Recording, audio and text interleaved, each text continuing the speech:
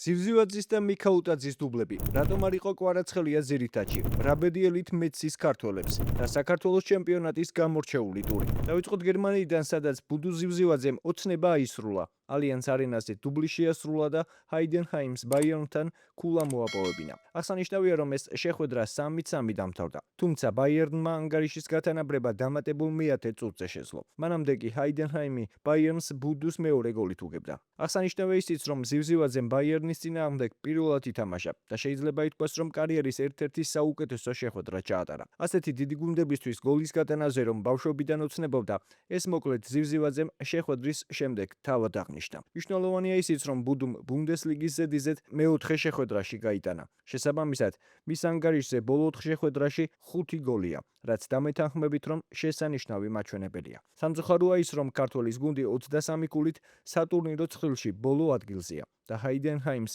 ბუნდესლიგაში ადგილის შენარჩუნების ძალიან მცირე შანსი აქვს. შეგახსენებთ, რომ ბუნდესლიგის დამთავრებამდე 2 ტური დარჩა. მომდევნო შეხვედრას ქართველის გუნდი 10 მაისს სტუმრად კიონთან ჩაატარებს. 16 მაისს კი ბოლო შეხვედრაში მაინც უმასპინძლებს.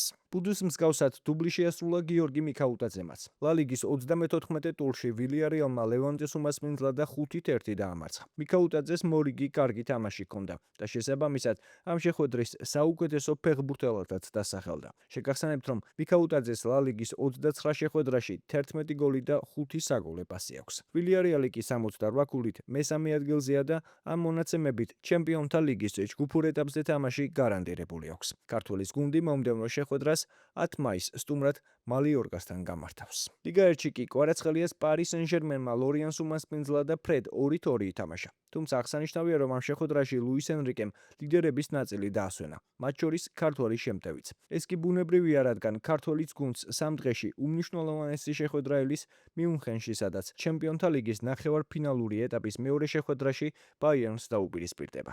რაც შეეხება ლიგა 1-ს, აქ პარი სენ-ჟერმენს 70 ქულა აქვს და სატურნირო ცხრილის ლიდერია. სამწუხაროა ის ფაქტი, რომ ქართველების მეცი ლიგა 1-დან ოფიციალურად გავარდა. მეცი მონაკოსთან 1-2 დამარცხდა და ლიგა 1-ში დარჩენის ყველანაირი შანსი დაკარგა. ამ შეხვედრაში საინტერესო ფაქტი იყო ის, რომ მეორე ტაიმში რამდენიმე წუთით 3-ვე ქართველი ერთად თამაშობდა. თუმცა უნდა აღვნიშნოთ ისიც, რომ დიდი ალბათობით სეზონის ბოლოს მეცს 3-ვე ქართველი დატოვებს, რადგან წიტაიშვილს და აბუაშვილს კლუბთან იჯარა უმთავრდებათ. ქვილითაიას კონტრაქტი კი სეზონის ბოლომდეა გათვლილი. თუმცა მანამდე 10 მაისს მეცი ლორიანს უმასპინძლებს, 17 მაისს კი ნიცას ესტუმრება. აქვე მოკლედ გეტყვით, რომ გურამ კაშიას სლოვაკეთის ჩემპიონატის გამარჯვებული ზედიზედ მეხუთედ გახდა. ქართველის გუნდმა დუნაისკას ტრედა 1-0 დაამარცხა და ჩემპიონობა 2 ტურით ადრე გაინახდა. 38 წლის ქართველს ამ შეხვედრაში მონაწილეობა არ მიუღია. უფრო მეტიც, მან ბოლოს 22 მარტს ითამაშა. თუმცა რა თქმა უნდა, ჩემპიონობაში თავისი წვლილი შეიტანა. კაშიამ 13 შეხვედრა ჩაატარა და 1 გოლის გატანაც მოახერხა. ახლა კი კრისტალბეთ ეროვნული ლიგა, სადაც მეათე ტურის შეხვედრები გაიმართა. ამ ტურის გამორჩეული შეხვედრა იყო დინამოების დერბი, სადაც დინამო თბილისი დინამო ბათუმს ესტუმრა და ფრედ 2-2 ითამაშა. სატურნირო ცხრილის ლიდერი იბერია კი მეშახტეს ესტუმრა და ბედოშვილის ჰეტ-ტრიკით და ღუდუშაურის გოლით 4-1 დაამარცხა. სამგურალმა კი წაგებათა სერია შეწყვიტა და გაგრას შინ 2-0 მოუგო. რუსტამმა გორის დილას უმასპინძლა და მინიმალური ანგარიშით 1-0 დაამარცხა. სპაერის და ქუთაისის ტორპედოს დაპირისპირება კი ფრედ 1-1 დამთავრდა. ახლა კი ტრადიციულად გიტოვებთ ამ ტურის გოლებს და კომენტარებში დაწერეთ, რომელი იყო თქვენთვის საუკეთესო. რა თქმა უნდა, არ დაგავიწყდეთ ვიდეოს დალაიქება და არხის გამოწერა. ქვეყნის მოქმედა ჩემპიონებმა კარგი მომენტია კირკიტაძე უტევს დინამო ბათუმი შევიდა საჯარიმოში პასი გააკეთა დარტყმა 1-0 სტარტი იდეალურია დინამო ბათუმის შეხვედრის მეორე წუთი და ანგარიში გაიხსნა შენკოს და იყო რიკოშეტის და საბოლოოდ ანგარიში გაიხსნა ბათუმელები გადიან წინ დარჩება თუ არა ბურთი ბათუმელებს არა ბარნსოსეიმ იყო ჩაღა და ყვითელი ბარათი და წითელი ბარათი ბარნსოსეის შეხვედრის მე-18 წუთზე დინამო თბილისი რჩება 10 კაცით. ჩაწოდება საჯარიმოში 1-1. დინამო თბილისმა გაათანაბრა შეხვედრის 22 წუთზე სანდრო კალანდაძე გოლის ავტორი. კიდევ ერთხელ ეს ეპიზოდი კალანდაძემ აჯობა. ველოდებით პენალტი იქნება კი ბატონო. კალანდარიშვილი ლორიას წინააღმდეგ გამორბენი დარტყმა 2-1 ხდება ანგარიში და დინამო ბათუმი გადის წინ პასი გვასალიას პასი ხარებაშვილს კარგი მომენტია ხარებაშვილის გადაცემა დარტყმა 2-2 როდრიგო რამუში გოლის ავტორი მეორე ტაიმის სტარტზე თუმცა კი ბატონო 2-2 ანგარიში გათანაბრდა ეპიზოდი არ არის თამაშგარე მდგომარეობა ჩარჩენილია მამუკა კობახიძე თავ სტანდარტიდან ძლიერი პასი გავიდა გოლი და გავიდა რუსთავი წინ ირაკლი იაკობიძე როგორი კარგი სტანდარტი თამაშგარე ალბათ არ იყო ტიბუე იყო ჩარჩენილი და დროული უნდა მეთქვა ცოტა ხისტია ეს პასი თქო მაგრამ არგენტინელის მშვენიერი გადაცემა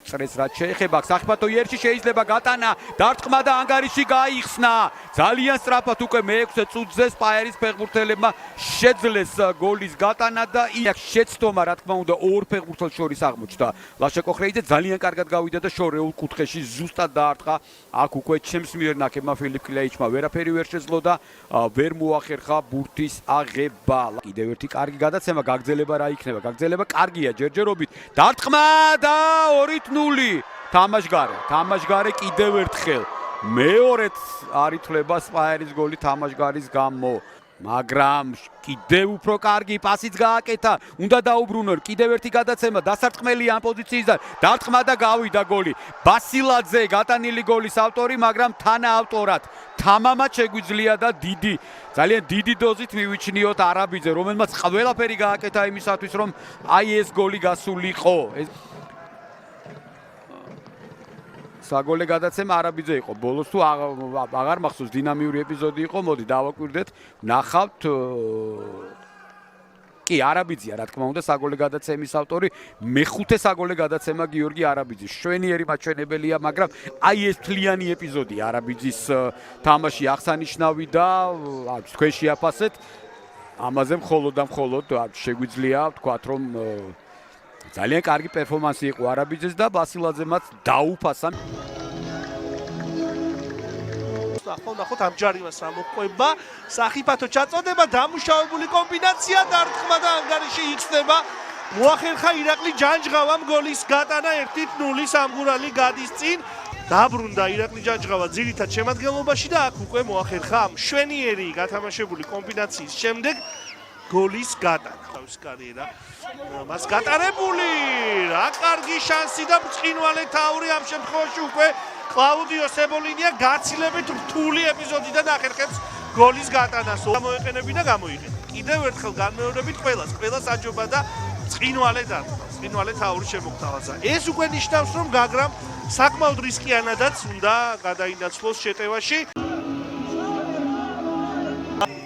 გათანაბრდნენ იბერია და რუსთავი ჩაწოდება ზაგანია მარცხნივ ეკითხება გადაცემა ბედოშვილის დარტყმა და აქ უკვე გადის გოლი მესამე მცდელობით თბილისელები უკვე ახერხებენ გოლის გატანას თქვენს ეკრანებზე ზოურის ჩაწოდება მე იქ საჯარიმოში სცადეს ბურთის გამოტანა მასპინძლებმა არ გამოვიდა ყურადღების ცენტრში ბურდული მარჯვენა ფლანგიდან ჩაწოდება საჯარიმოში გამოაქვს აქ ბურთი ამისულაშვილს ქურდაძე კარგი ჩაწოდება დარტყმა და 1-1 ირაკლი სიხარულიძის მორიგი გოლი ახლა უკვე თავისი ყოფილი გუნდი ყოჩაღა ქურდაძეს არაჩვეულებრივად ჩააწოდა და მეორე სართულზე ყველას აჯობა უკვე ირაკლი სიხარულიძე 35 წლის ფორვარდს გააქვს 131 გოლი ნამდვილად შეუძლია რომ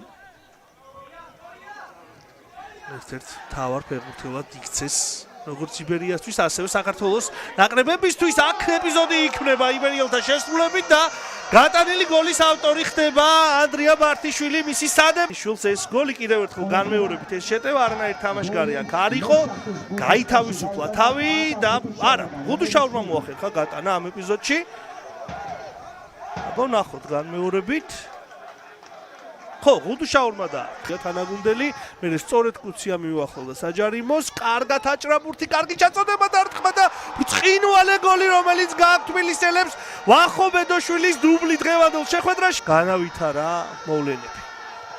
ნახეთ, რა პასია და მე ბედოშვილი უიგერიონ ბურთი ეს ასე არ მოხდა დადიანის გადაცემა და ბედოშვილს შანსი აქვს მესამე გოლის გატანისა და კი ბატონო 1-4 ვახო ბედოშვილის ბენეფისი დღევანდელ შეხვედრაში დადიანის საგოლე პასი შვენიერი გამოზომილი გადაცემა ახალგაზრდა ფეხბურთელებმა მშვენივრად გაითამაშეს აქ ბურთი ორმაგი ცვლილება.